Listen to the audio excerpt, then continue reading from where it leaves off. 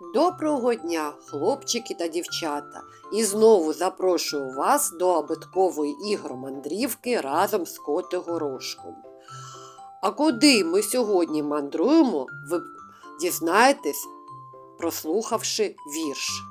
Ич, ич, ич, спить на дубі сивий сич.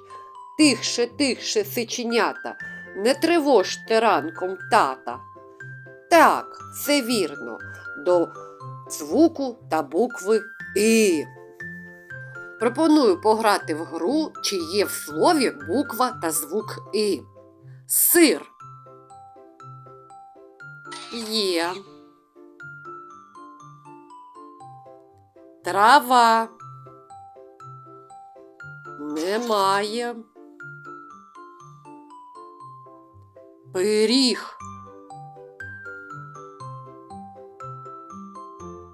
Все вірно, є. Риба.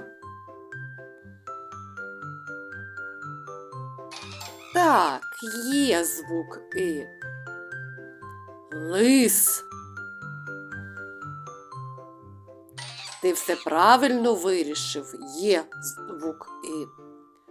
Вовк. Немає. Гриб. Є. Диня. Який ти уважний, є звук «и». Бик. Звісно, є. Далі пограємо в гру «Збільши слово» за допомогою букви «и». Наприклад, це лев. І якщо в кінці ми додамо букву «и», то вийде що? Так, леви.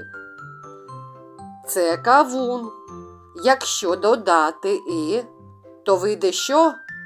Кавуни. Це вовк. Якщо додамо букву «и», буде в нас вовки. Це слон. Додаємо букву «и», виходять слони. Кубик.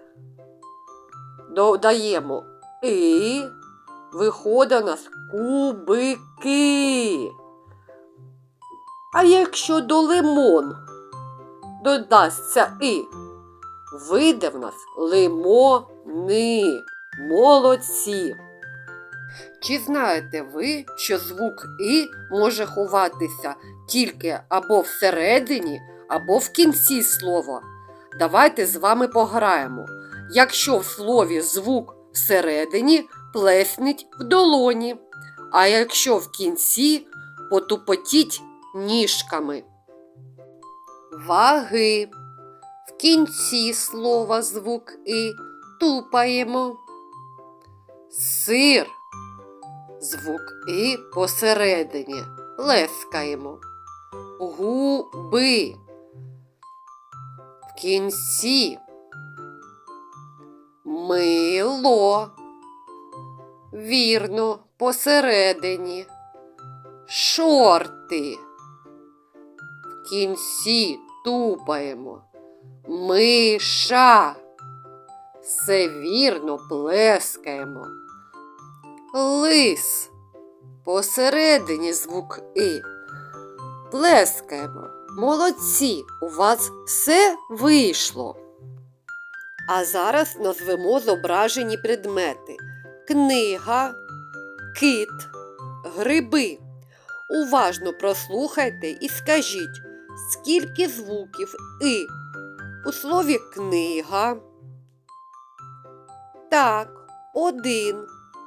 Скільки звуків «и» у слові кит? Вірно, теж 1. А скільки звуків «и» у слові гриби? Так, 2. Посередині слова та в кінці слова. Молодці! А наприкінці нашої ігромандрівки пропоную тобі перейти за QR-кодом та пограти в жвавеньку інтерактивну гру «Спіймай букву І». До зустрічі!